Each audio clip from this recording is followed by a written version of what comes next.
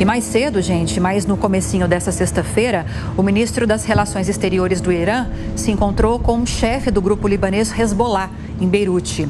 O representante do governo iraniano também confirmou, inclusive, uma reunião com o primeiro-ministro do Líbano, Najib Mikati, e com o chefe da diplomacia libanesa, Abdallah Bul Habib. Segundo a imprensa local, Irã e Hezbollah conversaram sobre os ataques do Hamas contra Israel desde o último sábado. E o governo iraniano já declarou apoio aos grupos terroristas e chegou a elogiar a ofensiva do Hamas e do próprio Hezbollah, mas negou participação nos ataques. E é sobre isso, inclusive, sobre desdobramentos desses encontros, que a gente fala agora ao vivo com o Luca Bassani, porque já há, né, Luca, repercussões após esses encontros. O que você traz de informação para a gente?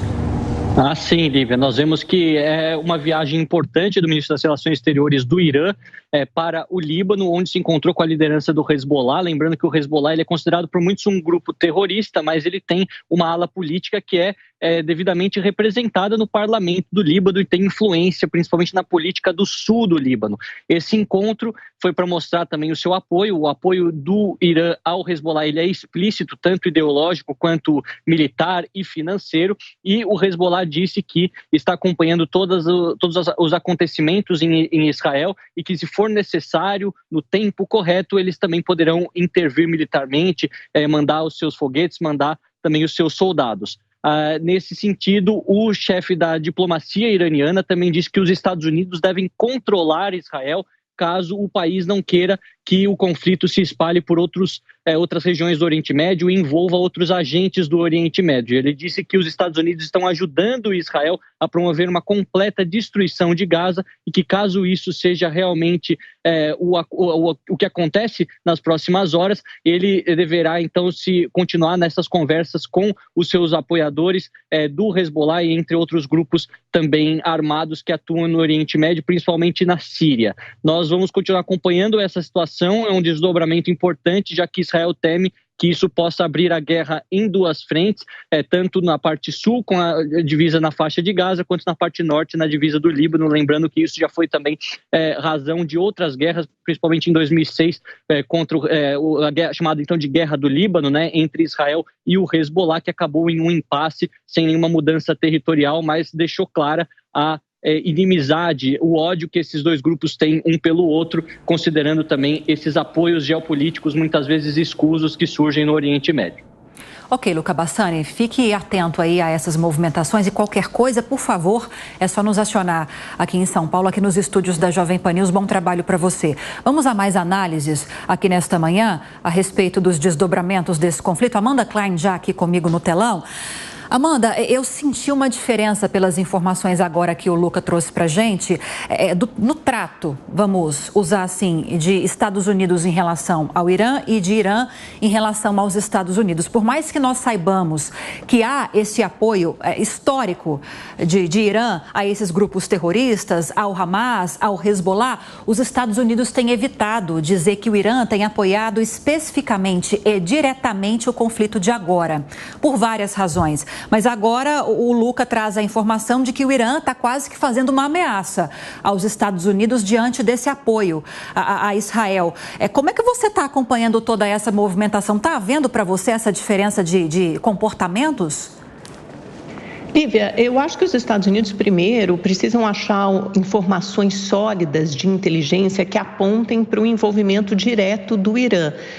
As primeiras informações que nós tivemos, até foram publicadas pelo Washington Post, é que havia acontecido uma reunião que precedeu esse ataque e que teria envolvido as ordens diretamente do Irã para que o Hamas levasse à frente esse ataque, né? Fizesse efetivamente o ataque terrorista do último sábado. Depois, foram vazadas informações de inteligência também pela imprensa americana, jornais norte-americanos, de que as informações até então apontavam as informações de inteligência, né? A gente pode entender da CIA, de outras instituições americanas, apontavam para o não envolvimento do Irã, que o Irã não estaria envolvido diretamente nos ataques terroristas do Hamas. Aí fica difícil, eu acho que os Estados Unidos também só vão apontar o dedo, e isso custa caro, né? Porque o Irã, a gente sabe, também é uma nação com seu poder e sua importância no Oriente Médio, se essas informações estiverem absolutamente confirmadas, né? Forem comprovações inequívocas da responsabilidade e da participação direta do Irã. Por outro lado, o Irã não tem essa mesma, o Irã vai apoiar, e já disse, né, autoridades iranianas ali que beijariam a mão do Hamas, de quem pensou nisso, de quem fez esses ataques. Há um canal direto e uma aliança entre o Irã e o Hamas, né, em termos de financiamento, de armas de guerra, de artilharia, efetivo bélico, tudo isso. Então, eu acho que é só isso. E também tem uma parte que é o seguinte, com a presença dos Estados Unidos, por meio tanto do Anthony Blinken, né, o secretário de Estado, que é equivalente a um secretário de Relações Exteriores, uma das funções mais importantes, não a mais importante nos Estados Unidos, e o próprio ministro da Defesa, né, da Segurança, a gente viu aí o Lloyd Austin há pouco, que nosso editor trouxe. Isso é a presença efetiva dos Estados Unidos em Israel. Isso dá a dimensão da importância dessa aliança entre Israel e Estados Unidos e passa também aquela imagem do poder dissuasório, né? Isso quer dizer o quê? Para que outros países inimigos de Israel no Oriente Médio não se metam engraçadinhos, não digam, olha, temos aqui uma oportunidade, Israel está fraco, está fragilizado, vulnerável pelo ataque do último sábado, para nós também atacarmos. Isso é uma mensagem clara para o Hezbollah, para o Irã, para outros grupos, para outros países do Oriente Médio que possam eventualmente lançar um ataque contra Israel e se aproveitar desse momento de fragilidade. Então, é isso. E também é lógico que os Estados Unidos, todas essas autoridades, Lloyd Austin, o Anthony Blinken, vão conversar com outros presidentes importantes do mundo árabe, da Jordânia, do Egito, etc., para saber como minimamente evitar a escalada desse conflito no Oriente Médio. Possivelmente, vamos ver, tem a reunião da ONU também hoje pedida pelo Brasil, criar um corredor humanitário para evacuar pelo menos crianças e mulheres do território palestino, né, da faixa de Gaza, melhor dizendo. Então, eu acho que é mais ou menos isso, esse xadrez complicado do Oriente Médio e os Estados Unidos dando provas assim, muito firmes e muito contundentes da sua aliança com Israel. É uma aliança incontestável, inarredável, tem tudo a ver com a política doméstica americana e com o que está em jogo nesse momento também. O Biden tem que dar demonstrações muito firmes do seu compromisso com Israel.